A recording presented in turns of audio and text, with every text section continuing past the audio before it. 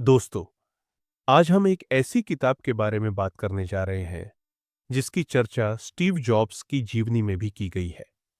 उसमें लिखा गया है कि स्टीव जॉब्स इस किताब को हर साल पढ़ते थे।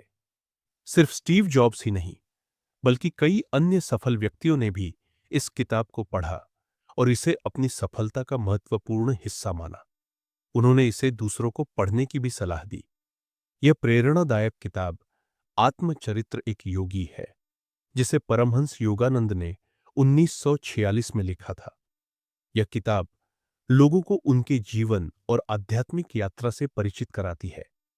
क्या आपने कभी सोचा है कि एक योगी का जीवन कैसा होता है? वे अपने अनुयायियों के लिए आध्यात्मिक दर्शन कैसे बनाते हैं और ये दर्शन हमारे जैसे आम लोगों की मदद कैसे कर सकते हैं? परमहंस योगानंद ने कहा था कि यह किताब लोगों का जीवन बदल देगी।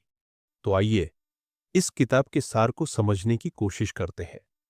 यह किताब परमहंस योगानंद की जीवन यात्रा और उनके द्वारा विकसित आध्यात्मिक दर्शन को दिखाती है। इसमें उन्होंने पूर्वी और पश्चिमी आध्यात्मिकता को जोड़ा है। इस किताब को कई भागों में समझा जा सकता है। और शुरुआती जीवन और परिवार। परमहंस योगानंद का जन्म 1993 में गोरखपुर के एक हिंदू बंगाली परिवार में हुआ था। उनके पिता मुकुंदलाल घोष एक विद्वान और आध्यात्मिक विचारों वाले व्यक्ति थे। योगानंद का पूरा परिवार आध्यात्मिक दृष्टिकोण रखता था।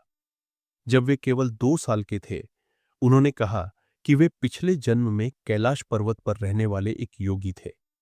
जब वे 11 साल के हुए, तो उन्हें एक भविष्यवाणी हुई कि उनकी मां का निधन होने वाला है। कुछ समय बाद यह सच हो गया। इस दुखद घटना ने उन्हें हिमालय जाने और एक गुरु की तलाश करने के लिए प्रेरित किया। 2. गुरु से मुलाकात और क्रिया योग।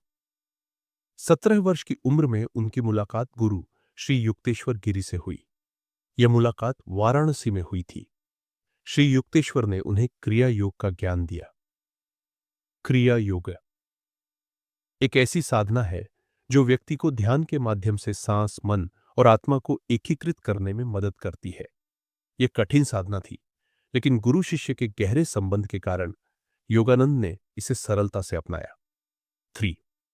शिक्षा और संन्यास जीवन। योगानंद ने 1915 में सेरामपुर कॉलेज से डिग्री प्राप्त की। इसके बाद उन्होंने अपने गुरु के आदेश पर सन्यासी जीवन शुरू किया और उन्हें स्वामी योगानंद गिरी के नाम से जाना गया। 1917 में उन्होंने पश्चिम बंगाल में एक स्कूल की स्थापना की, जहां छात्रों को योग और आध्यात्मिकता का ज्ञान दिया जाता था। शिक्षा 1920 में वे पहली बार अमेरिका गए। वहां उनके विचारों को लोगों ने पसंद किया। उसी वर्ष उन्होंने लॉस एंजेल्स में सेल्फ रियलाइजेशन फेलोशिप की स्थापना की, ताकि उनके विचार अधिक से अधिक लोगों तक पहुंच सके।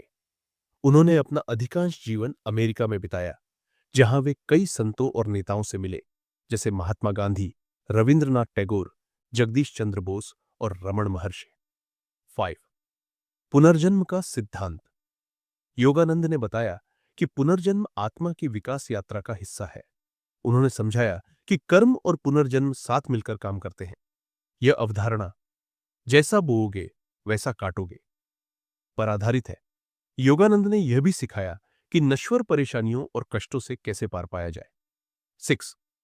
आध्यात्मिक यात्रा और आत्मबोध। उन्होंने समझाया कि भगवान हमारे आसपास नहीं, बल्कि हमारे भीतर है। हमें उन्हें खोजने की नहीं, बल्कि खुद को पहचानने की जरूरत है। 7. खुशहाल जीवन के सूत्र जो है उसमें संतोष रखना सीखे, क्योंकि फिजूल खर्ची बेचैनी लाती है। बीते कल को भूल जाए और भविष्य की चिंता छोड़े।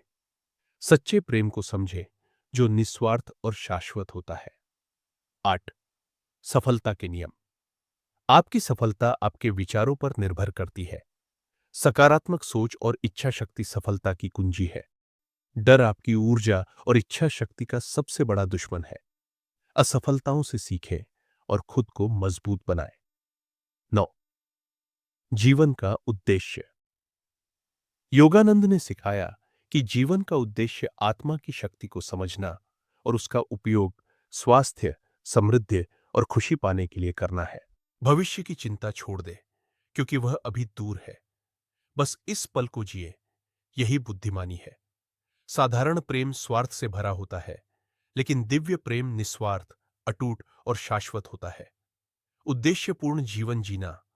उद्देश्यपूर्ण जीवन हमें दिखाता है कि प्रकृति में हर चीज एक गहरी, संतुलित योजना से जुड़ी है। इंसान की चेतना उसके शरीर और सांसों से जागरूक होती है, लेकिन नींद में यह चेतना उससे अलग होकर एक अलग आयाम में सक्रिय हो जाती है। अतिचेतना हमें यह भ्रम तोड़ने का रास्ता दिखाती है कि हमारा अस्तित्व केवल शरीर और सांसों पर निर्भर है, क्योंकि आपके विचार सिर्फ आपके हैं। उन्हें बदलने की शक्ति भी केवल आपके हाथों में है। सेवा में होना। कुछ लोग दूसरों को दबाकर आगे बढ़ने की कोशिश करते हैं, लेकिन सच्ची ताकत भीतर से आती है। इंसान का मन भगवान की चेतना की चिंगारी है, जो जिस पर गहरा विश्वास करता है उसे अपनी ओर खींच लेता है। जितना आप खुद को पहचानते हैं, उतनी ही आपकी ऊर्जा ब्रह्मांड को प्रभावित करती है। आपके दिल का चुंबक सच्चे दोस्तों को आकर्षित करता है, लेकिन यह चुंबक निस्वार्थ होता है, दूसरों के लिए जीने का सबक देता है। जब आप दूसरों के लिए जीते हैं, तो वे भी आपके लिए जीना सीखते हैं। याद रखें, न तो कोई आपसे बंधा है और न आप किसी से बंधे हैं। कभी भी इस दुनिया को छोड़ना पड़ सकता है, इसलिए भगवान से रिश्ता बनाएं। शांत रहे, संतुलित रहे और खुद पर नियंत्रण रखें। यही जीवन का असली रहस्य है। सफलता के नियम। आत्मा की शक्ति का उपयोग करें। अपनी आत्मा की शक्ति का उपयोग स्वास्थ्य, समृद्धि और खुशी पाने के लिए करें। आपकी सफलता या असफलता आपके सोचने के तरीके पर निर्भर करती है। क्या आपके भीतर सफलता के विचार मजबूत है या असफलता के? अगर आपका दिमाग नकारात्मकता में डूबा रहता है, तो कभी कभार के सकारात्मक विचार भी आपको सफलता तक नहीं पहुंचा पाएंगे। लेकिन सही सोच का अभ्यास करें तो अंधेरे में फंसे होने के बावजूद आप अपना रास्ता जरूर ढूंढ लेंगे। सोच ही वह ताकत है जो आपके सपनों को हकीकत में बदल सकती है। बस इसे सही दिशा में लगाना सीखें। इच्छा शक्ति सिर्फ सकारात्मक सोच से सफलता नहीं मिलती। इसके साथ मजबूत इच्छा शक्ति और निरंतर प्रयास भी जरूरी है।